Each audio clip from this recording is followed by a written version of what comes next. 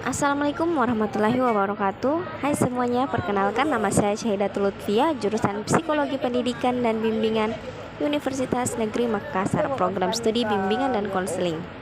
Dan di sini saya akan memaparkan tentang materi psikologi konseling, di mana yaitu mengidentifikasi perilaku verbal dan nonverbal konselor dan bagaimana menciptakan hubungan yang baik dengan konseling.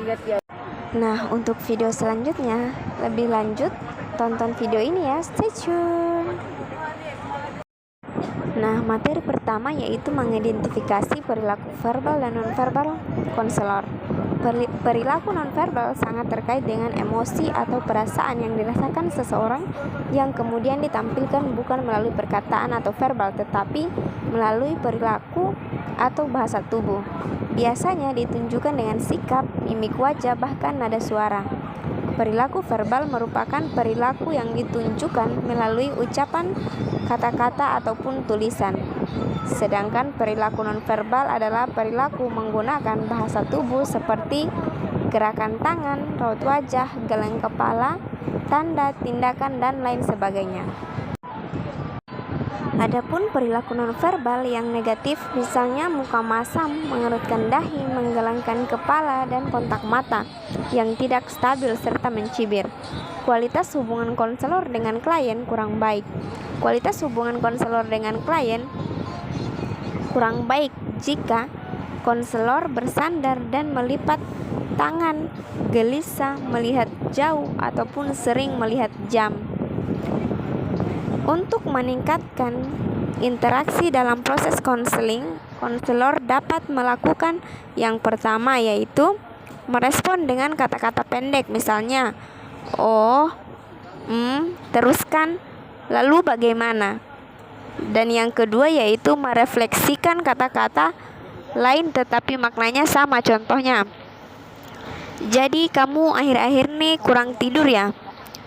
Yang ketiga yaitu penghargaan positif, contohnya, "Saya pikir gagasan kamu itu cukup." Berdasarkan penelitian, perilaku nonverbal dapat dikelompokkan menjadi yang pertama yaitu body motion atau kinetic behavior, termasuk di dalamnya yaitu gestur atau gerak syarat, gerakan tubuh, pernyataan air muka, dan gerakan mata. Yang kedua yaitu physical karakteristik atau karakteristik fisik, yang termasuk tanda-tanda fisik yang tak bergerak. Yang ketiga yaitu touching behavior, yaitu perilaku dalam kontak dengan orang lain. Yang keempat yaitu paralanguage, di mana yaitu hal-hal yang berhubungan dengan lisan atau bahasa suara, termasuk kualitas bahasa, dan proxemics atau penggunaan jarak atau kedekatan. Yang kelima yaitu artifak dan environmental factor. Contoh komunikasi verbal. Contoh komunikasi verbal adalah sebagai berikut. Perilaku verbal dan nonverbal konselor. Perilaku verbal dan nonverbal konselor dalam situasi konseling bertujuan untuk meningkatkan kualitas hubungan dengan klien yang pada gilirannya dapat meningkatkan efektivitas konseling. Perilaku nonverbal yang sangat berkaitan dengan perilaku verbal yaitu isyarat muka, proxemics behavior, dan perilaku attending. Contoh komunikasi verbal yaitu sebagai berikut. Yang pertama, melakukan chatting dengan media sosial. Yang kedua, berpidato. Yang ketiga, rapat dan diskusi. Keempat, berinteraksi tertulis melalui media sosial. Yang kelima, guru yang mengajar di kelas. Yang keenam, membaca novel. Yang ketujuh, menulis surat. Jenis komunikasi nonverbal, yang pertama, kontak mata. Kedua, gestur. Yang ketiga, sentuhan. Yang keempat, tampilan. Yang kelima, gerakan dan postur tubuh. Keenam, ekspresi wajah. Dan ketujuh, parabahasa. Dan yang kedelapan, ruang fisik. Contoh komunikasi nonverbal yaitu yang pertama, mengetuk pintu.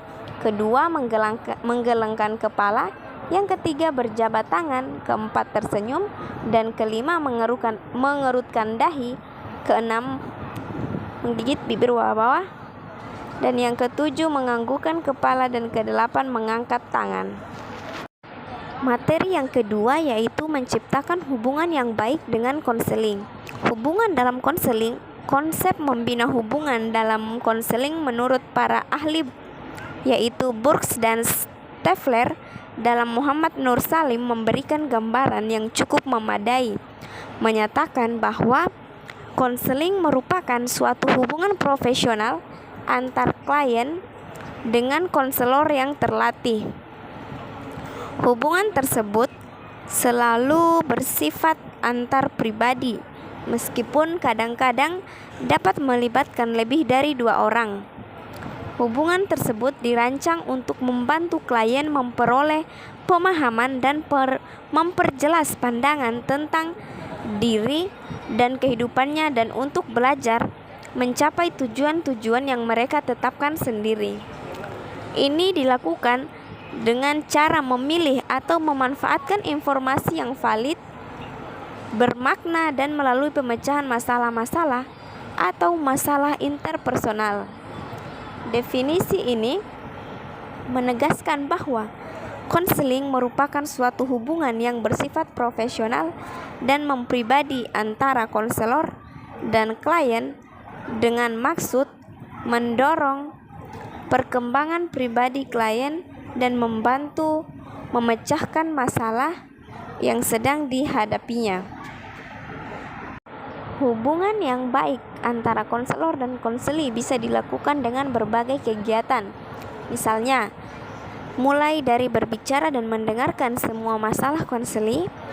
Menciptakan hubungan baik, usahakan konseli tidak merasa sendiri menghadapi masalahnya, karena masih ada konselor yang siap mendengarkan semua masalah konseli.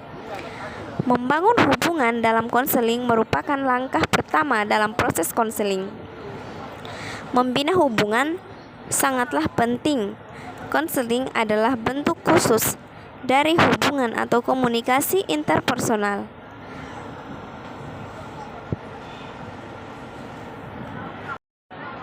Beberapa hal yang penting yang harus diperhatikan dalam hubungan konseling. Yang pertama, kehangatan. Hal ini akan menjadikan konseling tidak berlangsung dengan kaku dan formal. Yang kedua yaitu hubungan yang empati. Yang ketiga yaitu keterlibatan klien. Hal ini sangat ditentukan keterbukaan klien di hadapan konselor. Langkah-langkah dalam menciptakan hubungan yang baik dengan konseli. Yang pertama, menerima konseli dengan ikhlas. Yang kedua, menumbuhkan kepercayaan konseli. Dan yang ketiga yaitu mewujudkan keterbukaan diri. Cara membangun hubungan yang baik dengan klien. Yang pertama yaitu keterampilan mendengarkan aktif.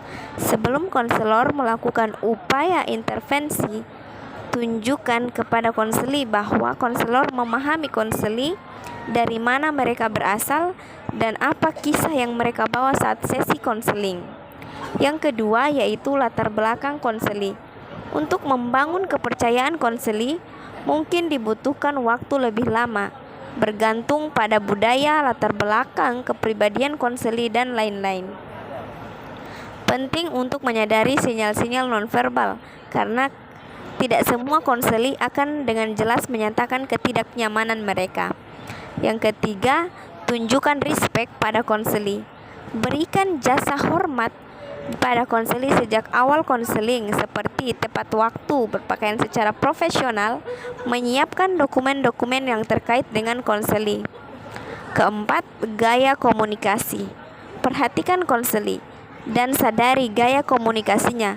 Sesuaikan ritme komunikasi dengan konseli, namun konselor harus tetap fokus dan tenang, karena seringkali konseli akan meniru gaya konselor. Seorang konselor harus bisa membangun hubungan yang baik dengan klien. Terdapat 3 dalam konseling psikoanalisis hubungan konselor dengan klien, yaitu aliansi, transferensi, dan kontra transferensi. Teknik-teknik hubungan antara konselor dan klien. Para konselor hendaknya menguasai berbagai teknik dalam menciptakan hubungan. Berikut akan dibahas mengenai 8 teknik untuk menciptakan hubungan antar konselor dan klien. Teknik yang pertama yaitu teknik rapport. Teknik rapport dalam konseling merupakan suatu kondisi saling memahami dan mengenal tujuan bersama. Tujuan utama teknik ini adalah untuk menjembatani hubungan antara konselor dengan konseli. Sikap penerimaan dan minat yang mendalam terhadap konseli dan masalahnya. Teknik yang digunakan untuk mencapai rapport antara lain yaitu melalui pemberian salam yang menyenangkan, menetapkan topik pembicaraan yang sesuai, susunan ruang konseli yang menyenangkan, sikap yang ditandai dengan kehangatan emosi, realisasi tujuan bersama, menjamin kerahasiaan klien, kesadaran terhadap hakikat klien secara alamiah. Teknik yang kedua yaitu refleksi perasaan. Refleksi perasaan merupakan suatu usaha konselor untuk menyatakan dalam bentuk kata-kata yang segar dan sikap yang perlu. Refleksi ini merupakan teknik penengah yang bermanfaat untuk digunakan setelah hubungan permulaan dibuat dan sebelum pemberian informasi dan tahap interpretasi dimulai. Yang ketiga, teknik penerimaan. Teknik penerimaan merupakan cara bagaimana konselor melakukan tindakan agar klien merasa diterima dalam proses konseling. Dalam teknik penerimaan ada 3 unsur yaitu ekspresi air muka, tekanan suara, dan serta jarak dan perawakan. Yang keempat yaitu teknik menstrukturkan. Teknik ini merupakan proses penetapan batasan masalah oleh konselor. Yang kelima yaitu diam sebagai suatu teknik. Yang ketujuh, teknik memimpin. Menunjukkan keadaan di mana konselor berada di depan atau di samping pikiran konseli serta mengarahkan pemikiran konseli kepada penerimaan perkataan konselor. Yang kedelapan, yang ketujuh yaitu memberikan jaminan. Teknik ini merupakan pemberian ganjaran di masa yang akan datang. Metode ini dapat mengurangi rasa cemas dan memperkuat pola-pola tingkah laku yang baru. Dan yang terakhir yaitu keterampilan mengakhiri. Keterampilan mengakhiri wawancara konseling merupakan teknik hubungan dalam proses konseling. Mengakhiri wawancara dapat dilakukan dengan cara yang pertama, mengatakan bahwa waktu telah habis. Yang kedua, merangkum isi pembicaraan. Yang ketiga, menunjukkan kepada pertemuan yang akan datang. Yang keempat, berdiri. Dan yang kelima, isyarat gerak tangan. Yang keenam, menunjukkan catatan singkat. Dan yang ketujuh yaitu memberikan tugas-tugas tertentu. Tatanan fisik. Keterampilan menyiapkan konteks atau kondisi fisik ruangan konseling.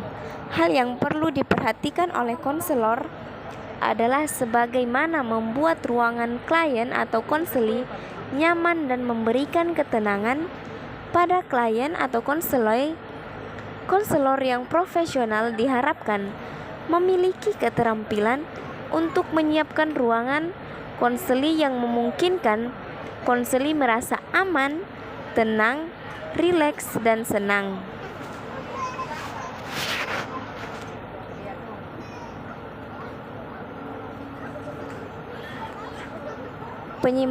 Penyiapan konteks ruangan klien meliputi pengaturan dekorasi ruangan, pengaturan tempat duduk, pengaturan jarak duduk antara konselor dengan konseli, dan letak tempat duduk konseli dan ruangan konseli sangatlah penting. Mungkin hanya itu yang bisa saya sampaikan pada materi atau video kali ini. Mohon maaf sebesar-besarnya jika ada salah kata, karena kesempurnaan hanya Allah Subhanahu wa Ta'ala. Saya hanya manusia biasa. Wabillahi taufiq wal hidayah. Assalamualaikum warahmatullahi wabarakatuh.